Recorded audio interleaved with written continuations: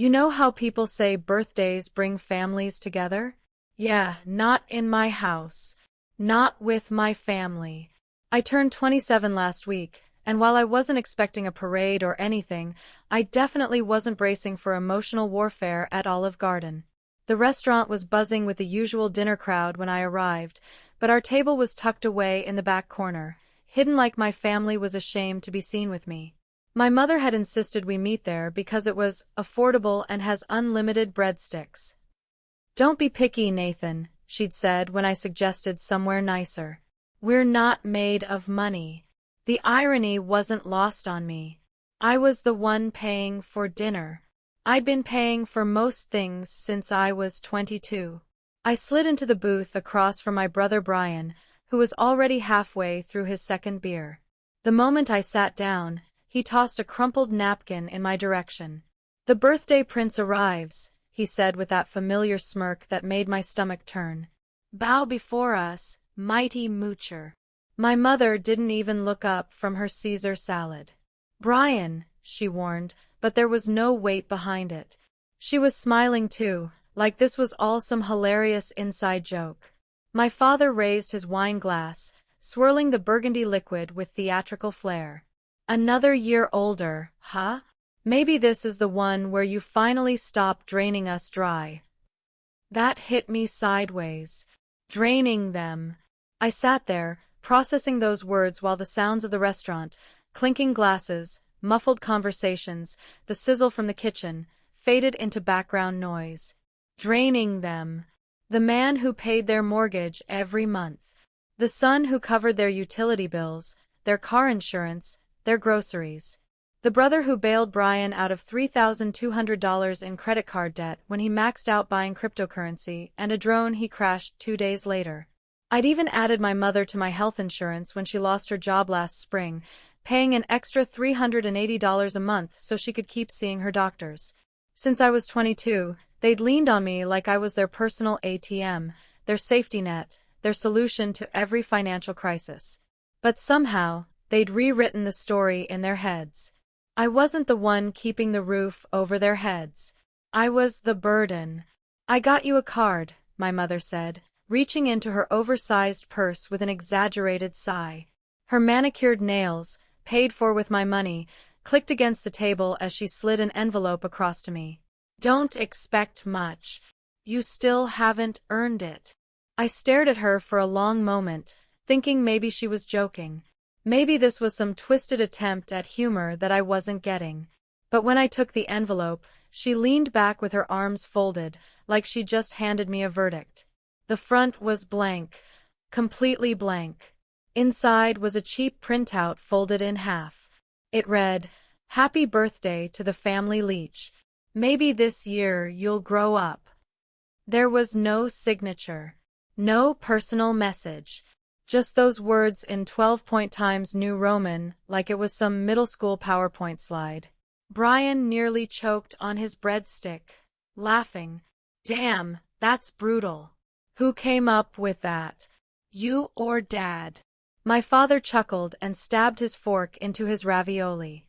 "Should have cut him off years ago. You coddle him, Deb. That's the problem." Something in me cracked. Not like a sudden explosion, but like a quiet internal snap, like a wire stretched too tight for too long finally giving out. The restaurant kept spinning around me. Servers weaving between tables with steaming plates. Families laughing together, celebrating birthdays the way they should be celebrated. And here I was, holding a card that called me a leech from the people I'd been financially supporting for 5 years. I didn't say a word.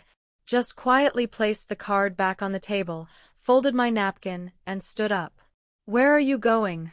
my mother asked, finally looking up from her salad. "Bathroom," I muttered. But I didn't stop at the bathroom. I walked straight through the restaurant, past the hostess stand, out the door, into my car, and drove home in complete silence. By the time I reached my apartment, I'd made up my mind. The first thing I did was open my laptop. Their mortgage, canceled. Automatic payments to their electricity, gas, and water, disabled. My brother's phone line on my family plan, Removed. Then I did one more thing. I opened the family group chat, the one we rarely used unless it was to guilt-trip me into helping out again. I typed slowly, calmly. Since I'm apparently a leech, I figured I'd stop leeching. All financial support has officially ended as of tonight. Let's see how much you miss me when the bills are in your own names again. Happy birthday to me. Then I left the group. That was 4 days ago. The silence has been deafening. But I know it won't last, because rent's due in 2 days and none of them know yet that I froze every account, even the emergency fund they don't know I can track. They wanted me to grow up. Okay. But they're about to learn that grown-ups can also walk away. I didn't sleep that night. Not from regret. God, no. From clarity. It was the first time in years I didn't feel chained to my family's dysfunction. And somehow, I'd been too numb to see the pattern I'd been stuck in until that birthday dinner shoved it in my face like a joke I wasn't in on. I sat at my desk until 3 a.m., just processing. The silence in my apartment felt almost foreign. No late-night text from Mom asking if I could spot her the $230 for the gas bill. No notification from Brian asking if I could Venmo him money just until Friday. For the first time in 5 years, my phone was still.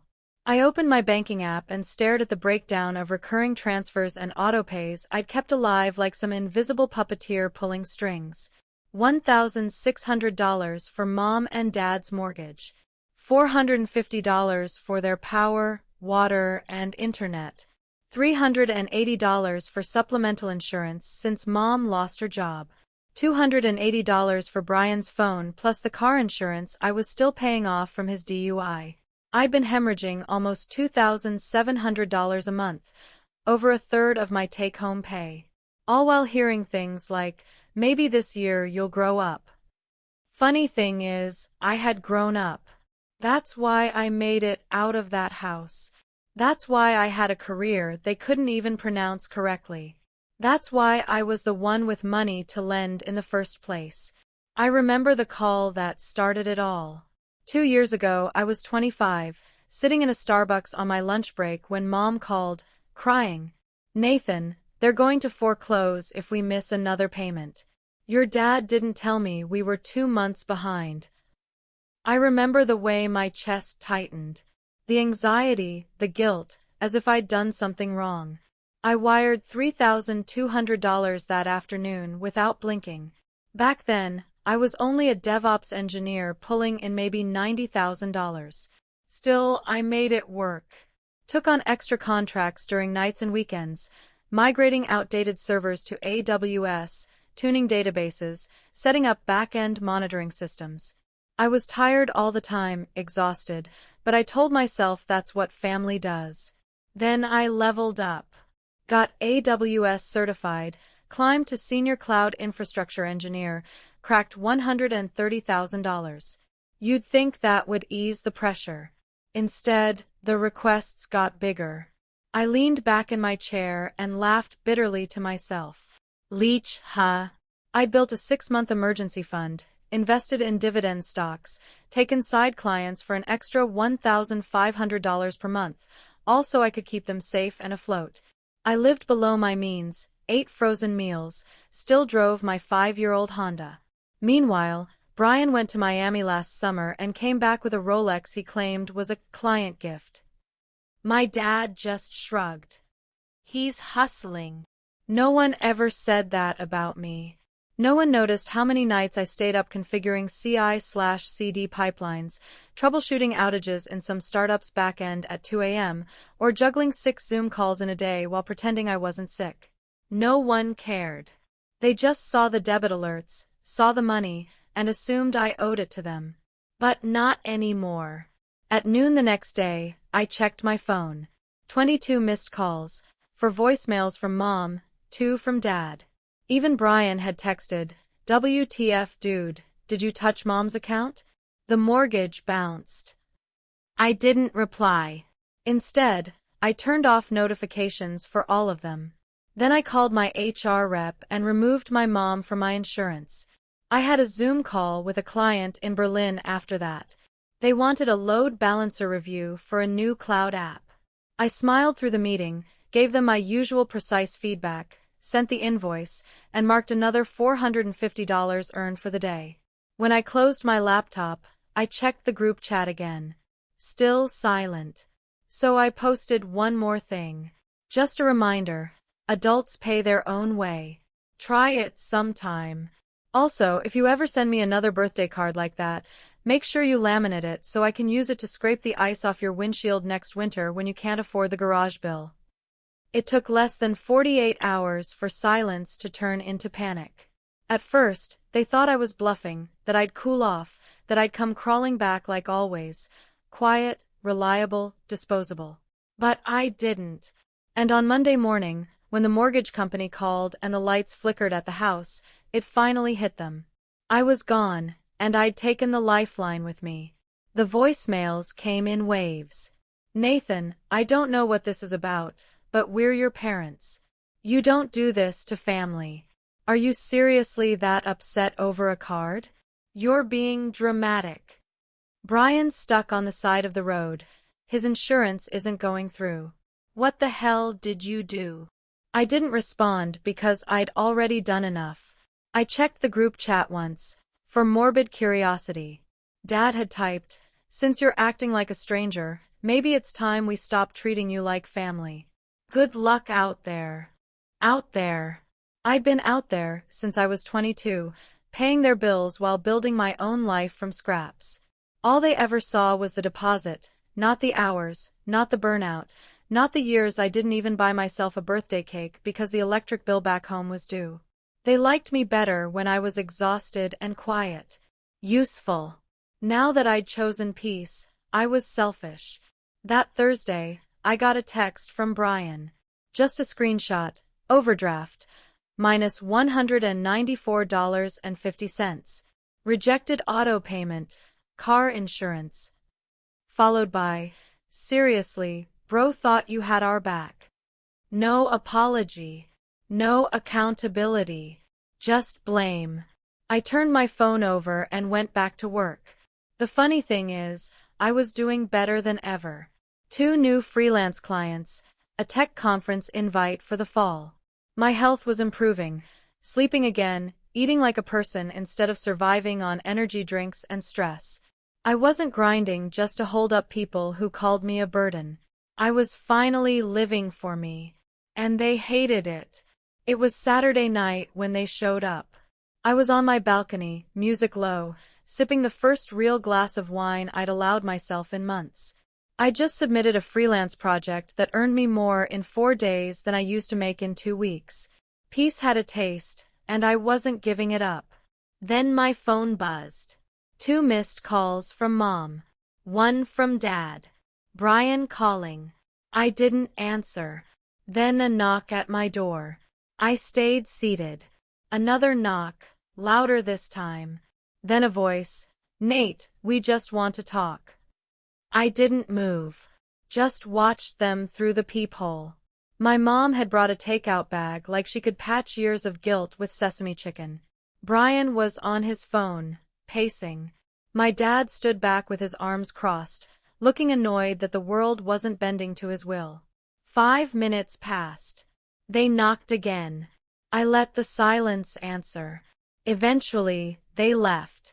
I waited until the elevator dinged and the hallway emptied before I picked up my phone.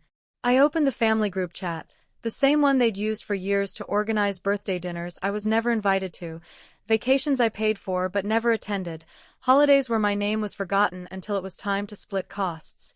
I hadn't written in it since my birthday. This time, I typed slowly. "Since I was 22, I paid your bills while you called me lazy, selfish, and immature.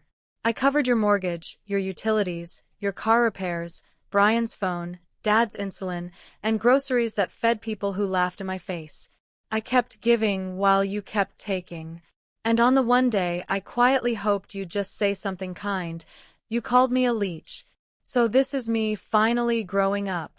Growing up means knowing when to stop enabling people who love your money more than they love you. You taught me that family isn't about blood, It's about respect. And since there's no respect left, there's no family left either. Don't call. Don't come by. Don't expect another cent. I'm done. I hit send. Then I muted the thread, set the phone down, and turned the music up. Outside, the city kept breathing like it didn't care. And for the first time in my life, I let myself feel the silence. And it felt nothing like loneliness. It felt like freedom.